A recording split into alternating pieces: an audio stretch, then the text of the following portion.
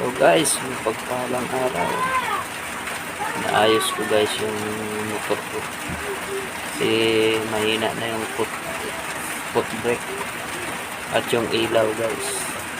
Kung kayang-kaya natin, gawin natin para guys makatipid tayo.